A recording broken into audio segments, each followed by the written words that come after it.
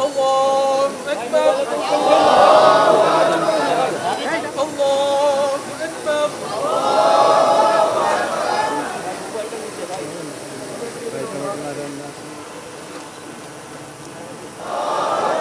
السلام عليكم ورحمة الله আল্লাহ এই বিশাল জুলুমের সময় রব্বুল আলামিন আপনার দরবারে হাত তুলেছে রব্বুল আলামিন।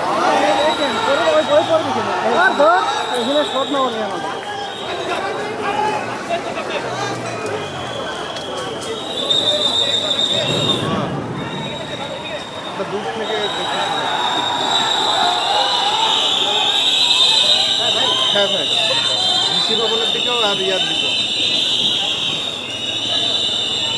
হ্যালো ভাই, না ভাই মানে অনেকগুলো ইয়া অলরেডি ফুটেছে।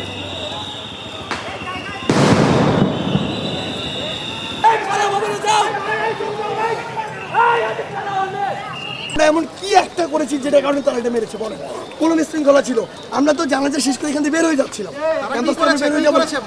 তারা আমাদেরকে মেরেছে, সাউন্ড গ্রেনেড মেরেছে, টিয়ারশেল মেরেছে। এগুলার কারণ কি?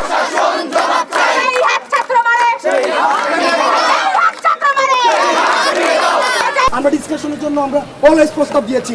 এখন আমাদেরকে মেরে যে কোনো সিদ্ধান্ত নিতে হবে। আপনারা সংবাদকর্মীরা কেউ টিয়ারশেলের জন্য দাঁড়াতে পারতেছিলেন না। এখানে উপায় একটা জানাজা হয়েছে, জানাজার পর আমরা চলে যাচ্ছি না, তাহলে আমাদের উপরে কেন অ্যাটাক করা হইলো? সমান সুযোগ এবং গণতান্ত্রিক ভিত্তিতে আমাদের শান্তিপূর্ণ মিছিল ছিল, যে কফিন মিছিল, সেই কফিন মিছিল নিয়ে আমরা টিএসসির দিকে যেতে চেয়েছিলাম, কিন্তু তারা এই শান্তিপূর্ণ মিছিলে সম্পূর্ণ বিনা উস্কানিতে তারা আমাদের উপর যেভাবে হামলা করেছে, আমরা এর তীব্র প্রতিবাদ জানাই।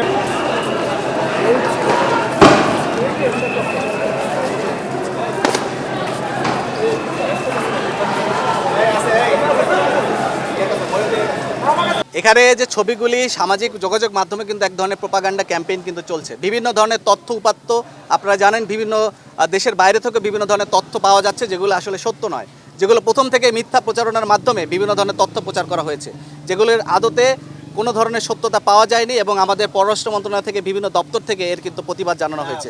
এবং দেশের ভিতরেও আমরা যে ধরনের ছবি বা যে ধরনের তথ্যপত্র পাচ্ছি, এগুলো বিশ্লেষণ সাপেক্ষ বিষয়।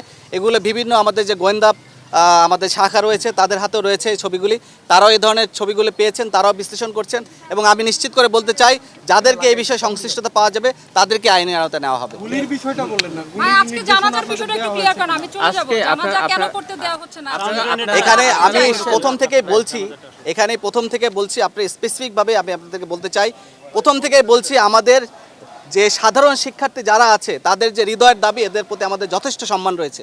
আমরা তাদের সাংবিধানিক অধিকার যে যুক্তিসঙ্গত উপায়ে, যৌক্তিক উপায়ে তারা যে দাবি করতে চায়, এতে আমাদের বা কারো সরকারের কারো কোনো মহলের কোনো ধরনের কোনো কিছু নাই। কিন্তু কেউ যদি এই সাংবিধানিক প্রক্রিয়ার মাধ্যমে কোনোভাবে অসাংবিধানিক কোনো প্রচেষ্টা বা উদ্দেশ্য হাসিলের জন্য কাজ করে, সেখানেই আমাদের সমস্যা। সেই ধরনের অরাজকতা করার জন্য বা সেই ধরনের উস্কানি দেওয়ার জন্য অনেক ধরনের মহল, অনেক ধরনের মদতদাতা রয়েছে। আমরা সবাই তাদেরকে চিহ্নিত করার জন্য চেষ্টা করছি। র্যাব, পুলিশ এবং অন্যান্য যে সকল সংস্থা আছে তারা সবাই একত্রভাবে কাজ করছি। যদি আমরা এ ধরনের কোনো ধরনের তথ্য পাই, অবশ্যই আমরা তাদেরকে আইনের আওতায় আনবো। যে সকল ঘটনা আমরা ঘটেছে এগুলো আমরা সবাই জানি, সেগুলো সবাই বিশ্লেষণ করছেন, ব্যাখ্যা করছেন, এবং আমরা এর সুষ্ঠু তদন্ত আমরাও দাবি করছি। আজকে দুইটা জানাজার কর্মসূচি বলেন যে জানাজাটা আজকে কেন দেওয়া হচ্ছে না? যে রাজু ভাস্কর্য ঢাকা বিশ্ববিদ্যালয়ের যারা সাধারণ শিক্ষার্থী আজকে এটা দাবির সিন্ডিকেট সভায়, ঢাকা ইউনিভার্সিটি সিন্ডিকেট সভায় যে ধরনের সিদ্ধান্ত গ্রহণ করা হয়েছে, আমরা আসলে তারই বাস্তবায়ন করছি। এখানে ঢাকা ইউনিভার্সিটির প্রশাসন তারা যেভাবে আমাদেরকে নির্দেশনা দিচ্ছেন, আমরা সেই নির্দেশনা অনুযায়ী কাজ করছি।